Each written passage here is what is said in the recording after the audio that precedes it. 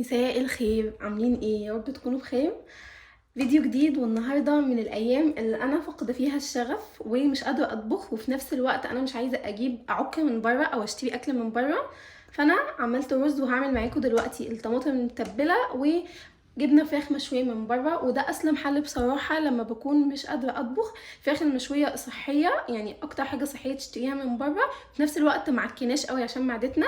فانا هعمل معاكم الطماطم المتبله دلوقتي. اول حاجه انا عندي طماطم، ويستحسن تكون طريه شويه، وهبدا اقطعها التقطيع اللي تحبوها، بس يعني افضل تقطيع اللي هي التقطيع اللي بتبقى جوليان دي.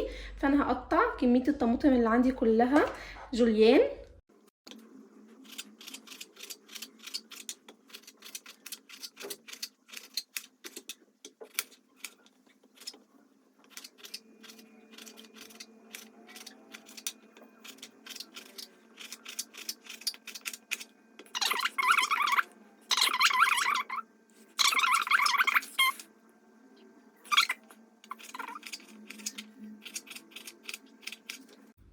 انا خلاص قطعت كميه الطماطم كلها، وانا جهزت كل حاجه جنبي علشان ننجز على طول. هعمل ايه بقى؟ هنزل الطماطم في البوله كده اهو. نزلت كل كميه الطماطم. بعد كده هعصر ليمون، هعصر ليمونيه كامله، او حسب انتوا بتحبوا كميه الليمون تبقى ايه اهو. بعد كده احط شويه صغننين خالص من الخل، لان انا ما بحبش طعم الخل فيها يكون قوي. وعندي بقى 7 بهارات، احط شويه. كزبره هحط شويه برضو، والكزبره اللي بتظبطها على فكره. شويه كمون، كتر بقى كمون. ورشه صغننه خالص من الفلفل الاسود، وملح.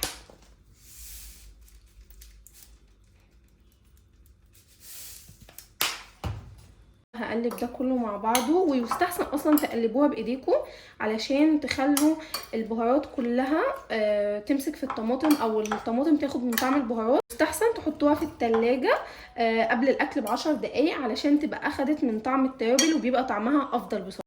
بس ده كده شكل الطماطم. هحطها بقى في التلاجة لعند لما ناكل هطلعها. ده كمان رز بالشعريه. بصراحه انا بحب قوي مع الفراخ المشويه محشي، ولكن مش قادره خالص اعمل، فعملت رز بالشعريه. يلا بينا بقى نغرف الاكل. هنا كانت الفراخ جت، واحنا بنتعامل مع واحد بس، يعني بصراحه بيطلع الفراخ حلوه قوي.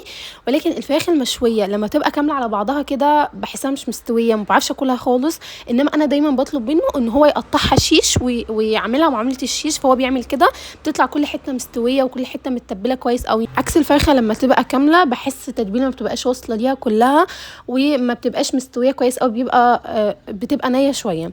المهم بدات اغرف بقى، وانا يعني ما بعملش اي حاجه جنب الفراخ المشويه غير طماطم متبله ورز بشعريه وخلاص، او حسب ما انتوا بتحبوا تاكلوا الفراخ جنبها ايه. هبدا بقى اغرف الرز. وبصراحه اليوم النهارده كان سهل في الاكل قوي، لان النهارده انا ما كانش عندي طاقه، فخلاص انا بهون على نفسي، يعني مش هضغط نفسي اكتر ما انا مضغوطه. اليوم اللي ما ببقاش قادره اعمل فيه اكل بشتري اكل من بره، طالما عندي امكانيه ان انا اشتري اكل من بره. وزي ما انتم شايفين انا حاولت كمان ما اعكش قوي، يعني ما اجيبش الكشري مثلا لانه بيتعبني قوي قوي، ما اجيبش اي حاجه من اكل الشارع. انا اشتريت انا الفرخه ونضفتها كويس قوي، وبعتها لواحد يشويها انا واثقه فيه ان هو نظيف، وانا كده كده منضفاها في البيت. فانا ما بعتهاش مش متنضفه، انا نضفتها في البيت الاول وبعد كده بعتها. هنا كنت بنقل الفراخ في طبق تاني اكبر، وعشان يبقى شكلها حلو بصراحه انا مستحيل اقدم الفراخ وهي في الطبق كده، شكلها بيبقى وحش، وانا اصلا من الناس اللي بتقرف قوي من الاطباق اللي هي بتبقى فيل دي. فانا نقلت الفراخ في مكان تاني.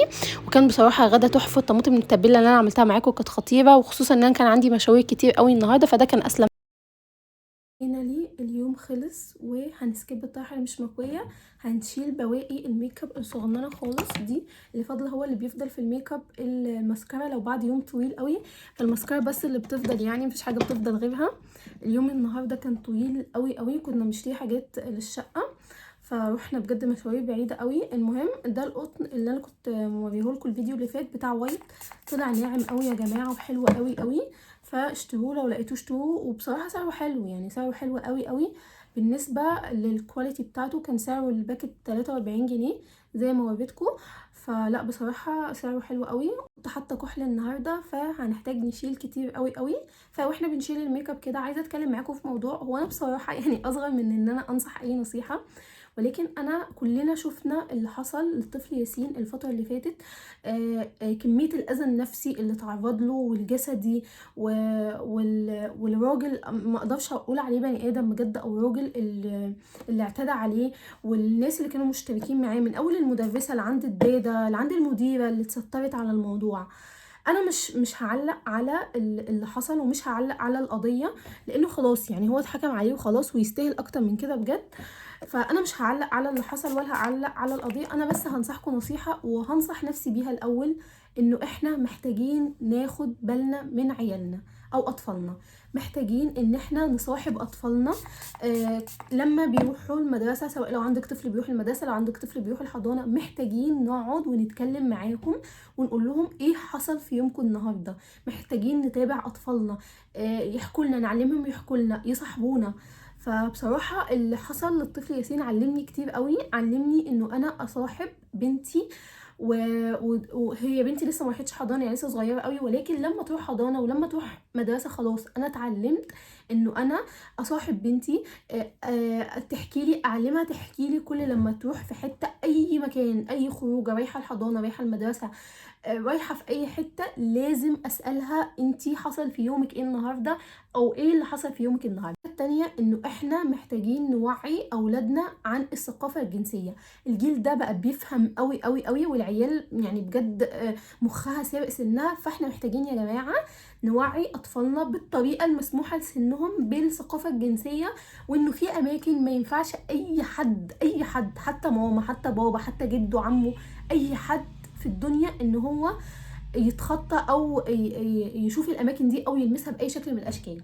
فاللي انا اتعلمته واللي انا عايزه اقوله انه احنا نوعي اطفالنا، نطلع جيل واعي. انا بنتي واعيه وعارفه الثقافه الجنسيه، وعارفه انه في اماكن خاصه ومحظوره ما ينفعش اي حد يشوفها خالص، مش اي حد يساعدها في التويلت. وكمان يا جماعه احنا كاهالي لازم نعمل خصوصيه للاطفال. يعني انا مثلا بنتي من اول ما اتولدت انا ما بغيرلهاش قدام حد ابدا مهما كان، ناس قرايبها، محارم، كبير، حتى من وهي صغننه انا عامله لها خصوصيه ما بتغيرش قدام حد خالص. فخلاص هي اوريدي هتطلع تتربى ان هي ما بتغيرش قدام حد خالص وما بتعملش الحركه دي قدام حد. فاحنا لازم نربي اطفالنا على الخصوصيه ونعرفهم ان مش اي حد يساعدك في التويلت وانت جوه في التويلت، مش اي حد يعرض عليك المساعده في حاجه زي كده ان انت ترضى. فاحنا الاول والاخير اللي احنا نعمله، ما احنا مش هنصلح المجتمع ومش هنمشي نصلح في الناس، واكيد اكيد اكيد اطفالنا هيقابلوا ناس وحشين او هيقابلوا ناس ممكن يقابلوا ناس من النوعيه دي. فاحنا مش مطلوب مننا اننا نغير الناس او نغير المجتمع، احنا مطلوب مننا اننا نوعي اطفال تبقى عامله ازاي، او المتحرشين دول بيكونوا عاملين ازاي وبيستدرجوا الطفل ازاي او بيقولوا لك ايه. لانه المتحرش مش هيروح يقول للطفل انا متحرش، لا ده احنا شفنا زي في لام شمسيه عمل معاه ايه، كان بيديه شوكليت بيعرفوا او بيفهموا ان انا كده بلعب معاك لعبه. فاحنا ما علينا ان احنا نوعي اطفالنا، لان زي ما قلت لكم احنا مش هنقدر ابدا نغير المجتمع، او مش هنقدر نمنع عن اطفالنا الناس اللي مش كويسه. ممكن يقابلوهم، ليه لا، ما نعرفش، ممكن يقابلوهم وهم صغيرين هم عن الثقافه الجنسيه يا جماعه. بس ده كل اللي مطلوب مننا، وده رايي في الموضوع بصراحه. يعني انا مش هعلق خالص على اللي حصل، لان اللي حصل ده بجد ما يتعلقش عليه باي شكل من الاشكال. مفيش كلام يتقال ابدا ابدا بعد اللي حصل ده. دي اخر حاجه ممكن الواحد كان يتخيلها. فاحنا مش هنعلق باي شكل من الاشكال. المهم ان احنا نوعي اطفالنا. بس هروح اغسل وشي بقى ونعمل سكين كير روتين سريعا كده. خلاص غسلت وشي. اول حاجه هستخدمها في النايت سكين كير روتين هو الكريم ده بتاع ايفا، كنت وريته لكم قبل كده. بستخدمه بصراحه تخليص حق، يعني انا مش شايفه منه نتيجه قوي، بس بستخدمه بالليل. واليوم اللي بستخدمه فيه بحس ان انا صاحيه الصبح ايه وشي مترطب كده، فعلشان كده بستخدمه. وبستخدم المرطب العادي بتاع شان الصبح، لانه ده كريم ليلي، فانا بستخدمه بالليل. وبستخدم المرطب العادي الصبح. شايفين؟ والبشره بتمتصه في ثواني، يعني مش تقيل على البشره، مع انه قوامه تقيل قوي، بس لا يعني البشره بتمتصه في ثواني. بعد كده بقى هستخدم كريم العين ده بتاع ايفا، انا وريته لكم قبل كده تقريبا، هو من نفس اللاين برضو. فهستخدمه. انا شايفه بصراحه ان هو بيرطب تحت العين كويس قوي قوي، ولكن مش شايفه منه نتيجه بصراحه للهالات، لان هو اصلا مخصص ان هو يتعمل للهالات او يشيل الهالات، فانا بصراحه مش شايفه منه اي نتيجه تخص الهالات. انا كنت جايبه الاتنين دول مع بعض، ده وده. ده بيرطب حلو قوي يعني، ده انا مجرباه قبل كده بيرطب تحفه. شايفين ده اللي هو شكله ده بيرطب تحفه قوي. فالاتنين حلوين بصراحه، بس لو هرجع اشتري هشتري ده، مش هشتري التاني ده لان انا مش شايفه منه اي نتيجه. هو ترطيب زي اي اي كريم ما بيعمله يعني. زي ما قلت لكم انا بحط الاي كريم هنا برضو في الحتت دي لانها بترطب، والحتت دي كمان اللي حوالين البق دي بتبقى حساسه قوي. استخدم بقى الليب بالم دي بتاعه بيور اللي انا وريتها لكم في المشتريات. انا بحب بصراحه الليب بالم اللي بتبقى من غير طعم ومن غير لون ومن غير ريحه، بحبها قوي قوي. فده شكلها انا لسه ما شفتش منها نتيجه يعني، ما جربتهاش كتير قوي، فما شفتش منها نتيجه. بس يعني خلاص انا كده بنام.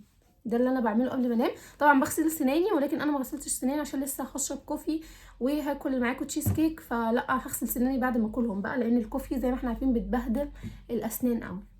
اعتقد كده خلاص، يلا بينا بقى نعمل الايس كوفي مع بعض. يلا بينا بقى سريعا نعمل الايس كوفي. وما تعمل يا جماعه، انا بعمل ايس كوفي الساعه دلوقتي 12 بالليل، فلا تكونوا مثل ايمان وتشربوا قهوه بالليل عشان ده هيسهركم ل 3 4 الفجر. بعد كده هحط شويه كراميل. ماشي. وانا عايزه اقول لكم على حاجه، انا حاولت ان انا اشرب الايس كوفي بقهوه سريعه الذوبان او اللي هو نسكافيه الجولد او نسكافيه العادي، ما قدرتش بصراحه. احلى ايس كوفي بعمله هو اللي بيكون بنسكافيه 3 في 1. بقى الحاجتين الجداد اللي انا هحطهم، اول حاجه الحليب المكثف المحلى، وتاني حاجه كريمه الخفق. الاتنين دول بيدوا طعم تحفه للايس كوفي، فانتوا جربوا بطريقتي دي، اختراعي يعني، مش شفتش حد بيعملها. انا بألف كده واحط حاجات على بعض، انا عندي لما بتظبط معايا. فاحط شويه حليب مكثف محلى كده، احط شويه كريمه خفق زي ما قلت لكم.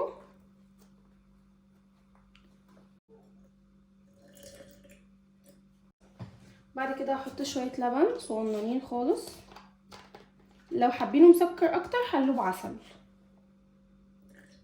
احط شويه لبن وهبدا اضرب الميكس ده كله مع بعضه بالمضرب اللي عندي ده. انا كنت وريتكم المضرب ده قبل كده، خطير. هو بيتشحن يو اس بي، احسن من اللي هو بحجاره بصراحه، تحفه. هو مش مكتوب عليه اسم الماركه للاسف عشان اقول لكم عليها، بس هو خطير بصراحه. شايفين السرعه بتاعته حلوه قوي قوي.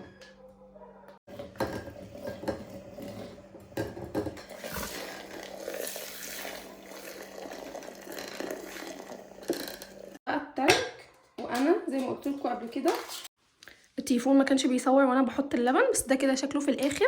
وميزه الكريم شانتيه اللي انتوا بتحطوها او كريمه الخفق ان هي بتخلي القوام كريمي، او بتخلي الايس كوفي كريمي زي ما انتوا شايفين كده، فبيبقى طعمه احلى بصراحه. اسكت لحد كده؟ لا طبعا نكمل بقى الجريمه. بصوا، هو انا عندي دوناتس لوتس، ده اكتر حاجه بحبها في الحياه، وعندي تشيز كيك لوتس، فمش عارفه هاكل ايه بصراحه. هختار التشيز كيك لانه مش مسكر قوي، وانا مش عايزه حاجه مسكر قوي، انما الدوناتس مسكر قوي قوي. بس كده ده الشكل النهائي. تعالوا نقيم الايس كوفي سريعا كده مع بعض. تحفه، طعمه تحفه واحلى من اللي بنشتريه من المحلات من بره. جربوه بس بالطريقه اللي انا قلت لكم عليها. واهم حاجه اللي بيظبطوا قوي الحليب المكثف المحلى وكريمه الخفق او الكريم شانتيه. اعتقد يا جماعه ان انا هقفل معاكم الفيديو لحد هنا. ما تنسوش تقولوا لي رايكم تحت في الفيديو في الكومنت، واعملوا لي لايك للفيديو، واعملوا سبسكرايب للشانل لو انتم مش عاملين. اشوفكم ان شاء الله في فيديو جديد على خير. باي باي.